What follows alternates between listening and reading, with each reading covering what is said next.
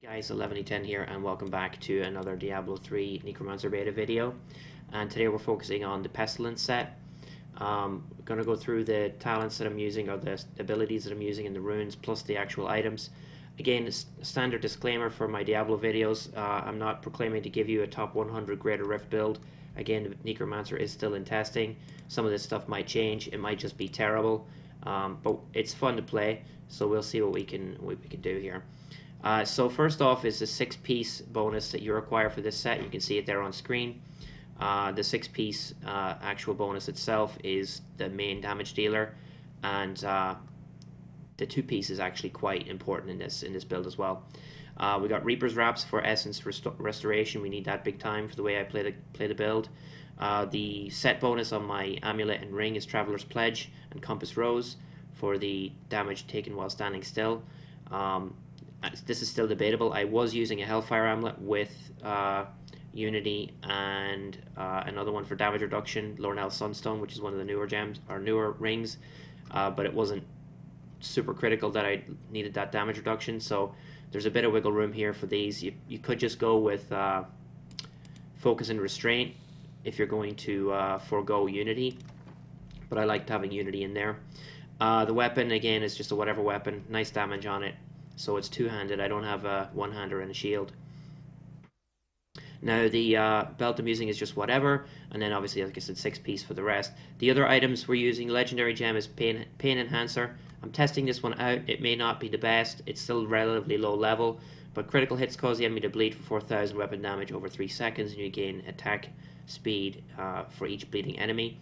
I got a high critical chance on this build. Compass Rose, or rather Bane of the Trapped, and Gem of Efficacious Toxin. So again, I know the gems aren't leveled up ideally, but they'll do for now. So if we look at our stats here, critical chance 42. When I switched out my Hellfire Amulet for the Traveler's Pledge, I lost 10% crit, so that might be something I have to go back to.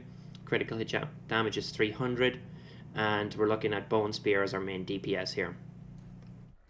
So our cube items, we have Scythe of the Cycle. So secondary skills deal 300% additional damage with bone armor active, but reduce its remaining duration by 4 seconds. That's important here. We got bone armor over here. We'll go over that in a sec. Corpse Lance damage is increased by 20% for each 3 seconds when you consume a corpse. Again, that's important. Max 15 stacks. And Convention of Elements. We all know what that is. So I don't need to use Ring of Royal Grandeur in this build. Looking at the abilities, this is a whatever, just for essence generation. I'm trying to find a really good one to use. I'm not comfortable with using Path of Bones. It's terrible damage, absolute terrible damage that needs buffing. So I'm trying Blood Spikes now for the first time, and I figure it might help because it's giving additional bleeds, and it might help with Pain Enhancer. I don't know. We're going to test it out. Grim Scythe, pretty poor. It's melee range, and if you're, it's best to have a ranged attack, I think, here, if you can. Bone Spear, we're using Blighted Marrow. Damage increase by 15% for each enemy it passes through. Again, personal preference. You might want to go with Shatter because it's doing area damage. Blood Spear if you want to trade life, but again, this is really up to you. I'm using this one because it increases the further it goes down, and you really excel in rifts that have long corridors because you can fire a Bone Spear all the way down, and it continues to do more and more damage as it goes down. Bone Armor. Again, whatever gem or whatever rune that you want to pick, really. I like the stun. There's some potential synergy with one of the new legendary items where Bone Spear does 150% extra damage to stunned, feared, charmed, or charmed enemies. I think there's another one, but it doesn't work against snared enemies, so it doesn't work with Bane of the Trapped. Increased damage, which is pretty baseline. Limited immunity, that doesn't work for this build. You can't use this for this build. It only lasts 5 seconds. You need it to last to 60 seconds. Bone Armor, increase your movement speed. So I'm going with Dislocation. I like the stun. It gives me some escape time if I have to. Corpse Lance is actually a skill I never cast, but I have it on my bar, and I've kind of gone back and forth between Corpse Lance and Golem. So Corpse Lance itself is actually on my cube, and we have automatic Corpse Lance casting, and we'll go over that in a second, but I'm just runing it up for Ricochet so that when I get the auto cast of Corpse Lance, it actually gains the effect of this rune. So if you don't have, similar to the bombardment thing that the Crusader has, if you have the skill on your bar and it's runed, or it has a rune on it, anytime you automatically cast that spell, you gain the effect of that rune. But if it's not actually on your bar, you cast the skill but it has no rune attached. So when I auto cast my Corpse Lances, I gain the effect of Corpse Lance. If I take it off the bar and use Corpse Golem, I still get Corpse Lance, but it doesn't get the extra effect. So I like to have that one on there. Then we come to the meat and veg of the actual build. I like to call it the 2 aura build, or double aura build. We got Devour with Devouring Aura, so it becomes an aura that consumes all corpses automatically within 15 yards, restores 11 essence, and the range is increased by your pickup radius.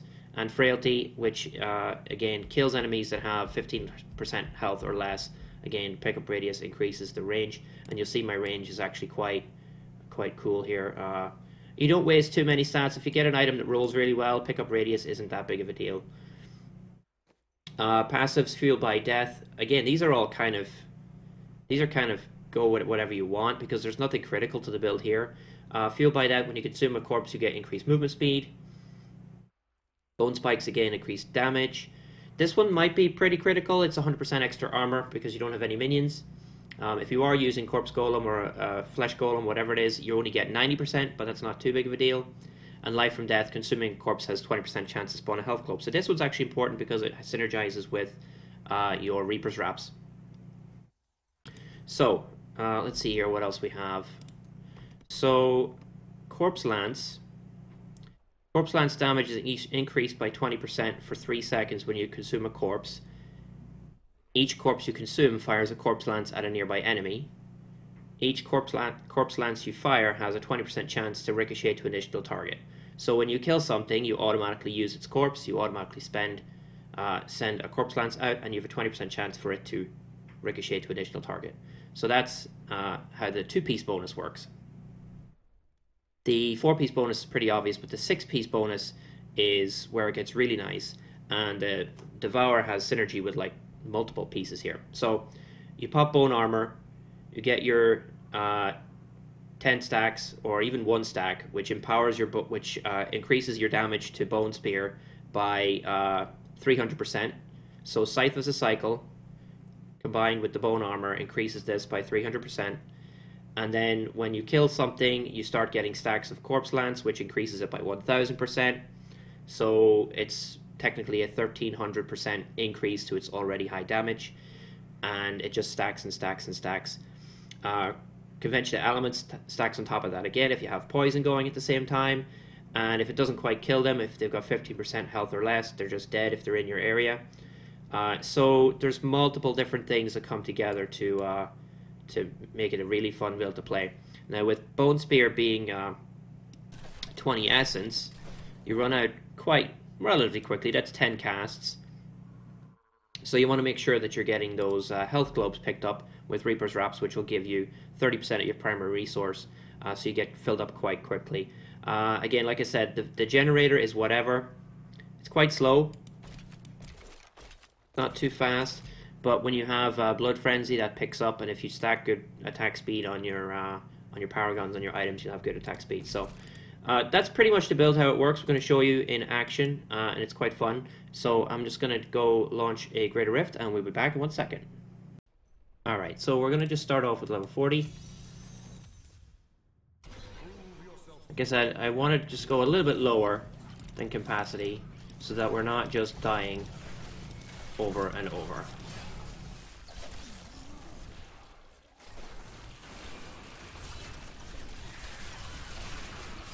Because you can't really show off a build if you're dying.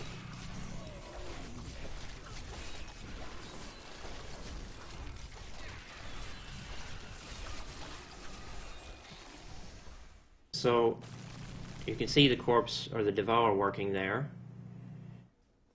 Now when you cast Bone Spear, you reduce Bone Armor by 4 seconds for each time you cast it.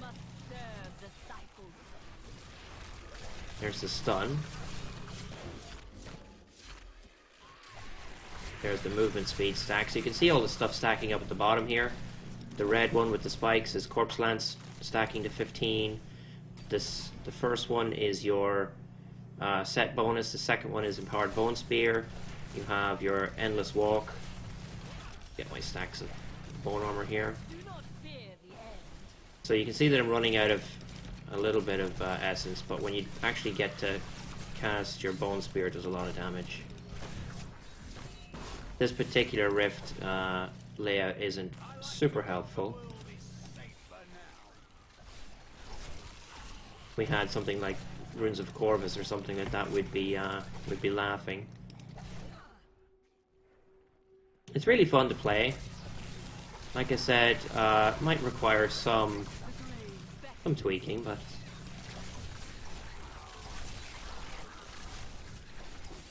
and if you run out of bone armor, you really see the drop off in damage.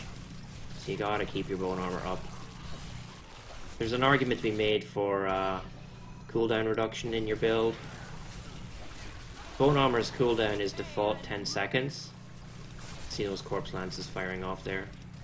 So 10 seconds isn't that harsh, but I do still keep forgetting to stack it properly. See the ricochet on corpse lance.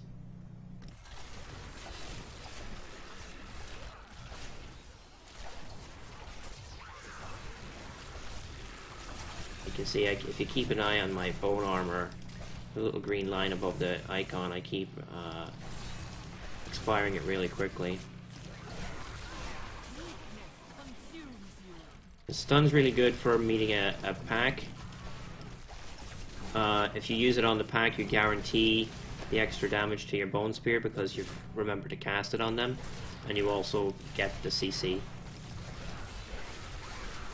So it's kind of hard to see if you have bone armor active or not, if you're paying attention to what you're hitting rather than your character. There is quite an obvious visual aid for the characters. You can see that you're using bone armor there, by the way, you can see it. But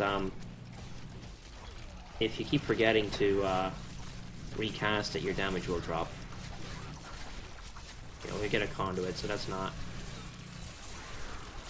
too bad.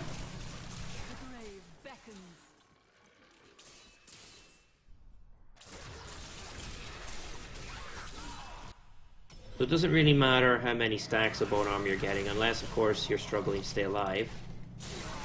Then you want all 10 stacks. But rifts like this, where there's a long corridor, are awesome. One advantage the golem has over this build is when it comes to one-on-one with the Rift Guardian. One of the runes for the golem allows your golem to collapse into a pile of 8 corpses. And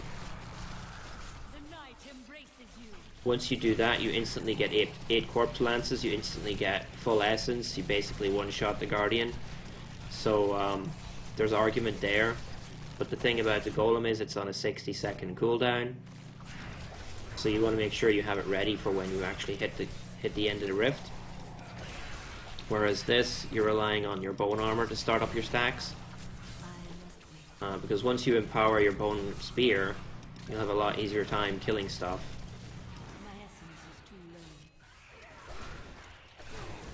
Until of course you run out of essence and really have to spam your primary. If you forget to pick up your health globes, which I've been doing. So you can see I need more practice with the build itself, but the concept is pretty solid. And I think it's just the fact that I'm trying to talk and watch my stacks at the same time that I'm just kind of spacing out a little bit here. But yeah, you really have to pick up your health globes, and that's what your extra pickup radius will help with too. So it's not just waste, it's not just for your auras, it helps you keep your damage up.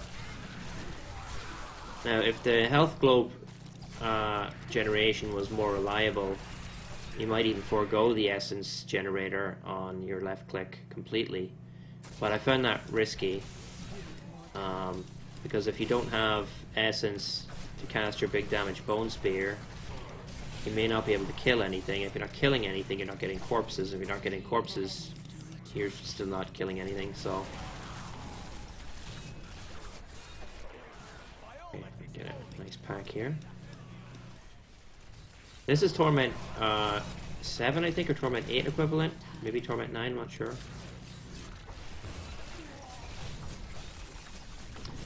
Bone Spear is a little odd because it looks like its hitbox is smaller than you think. And it seems to sometimes miss. So I don't know if that's a bug or it's just something I'm a bad aim, I don't know. But we're doing pretty good here on Rift 40, so similar to the damage of the other build, we probably easily hit 45 to 50. I think once you get to 50, you're looking at stats to be tweaked to kind of give you the extra edge. So it's a curious one altogether.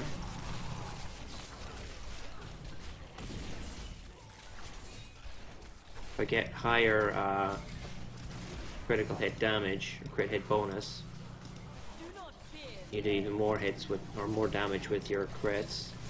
That's where Pain Enhancer will come in. Get my stacks up again. Notice the damage was dropping off. Okay. You want a nice long corridor, just fire a bone spear all the way down. Kill everything.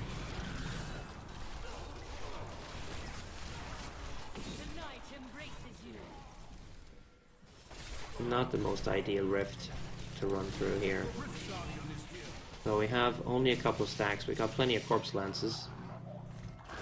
So you can see the bone spear stacks are currently at 24, 23, 22. You get plenty of them as you go through the rift. Not often that you run out of your bone spear, empowered bone spear charges. You can obviously run out of essence if you're just trying to fight one mob. I think the kill time on a rank 40 isn't too bad.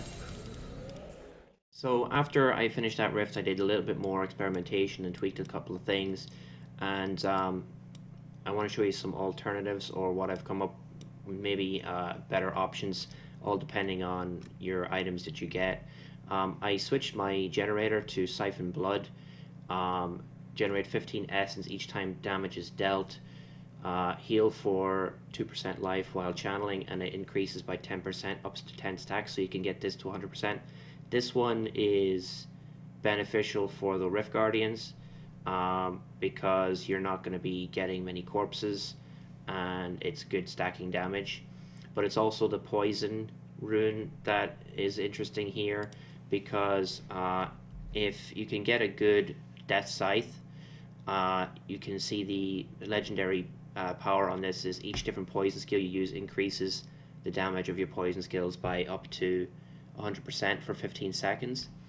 So if you're using the poison Siphon Blood, you get 1 stack, poison Bone Spear 2 stacks, and poison Bone Armor 3 stacks, and you can keep that up.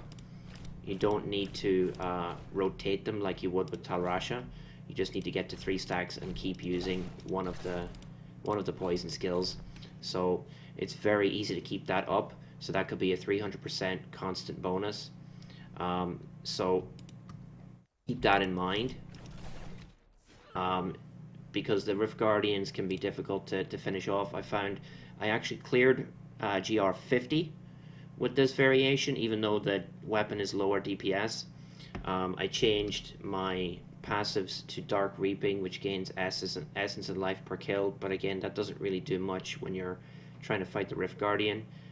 So I had switched that out with, I think it was Draw Life. So you want to be really testing out your Rift Guardian DPS.